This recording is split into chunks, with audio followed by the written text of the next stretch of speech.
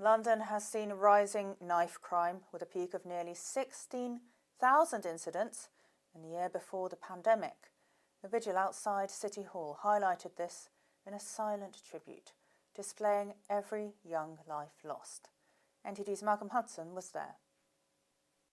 Here outside City Hall, a silent vigil paying tribute to all the young people who've tragically been fatally stabbed in London since 2016. It's a total of 160, but these are not just statistics. They are individuals with their own lives and stories. The signs show the names and ages of each person under the age of 20 to have been lost to stabbing. Shockingly, it's not just teenagers. There are young children here too. Bromley councillor Simon Forthrop said they arranged this to highlight the problem of knife crime in London. It started off because a young lad called Max Moy-Wheatley was stabbed in the ward that I represent on Bromley Council.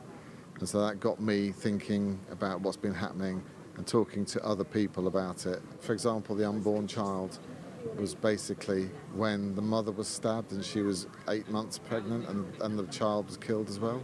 I mean, that is horrific. Forthrop added that these signs only cover lives lost to stabbings. They don't include shootings, and they also don't include people who have survived.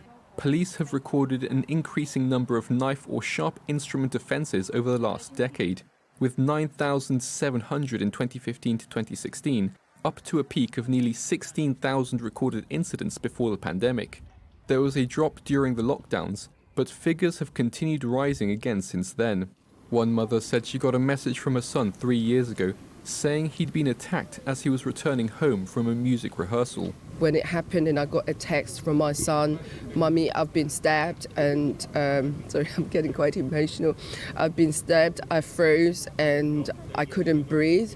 It took me a long time for it to sink in and then just appreciate the fact that he is alive. A young man said he remembered old friends as he looked at the names. A couple of them I went to school with. One of the names on the floor, he was interested in bikes, like all day, everyday bikes. So to see his name there, it was quite shocking as well.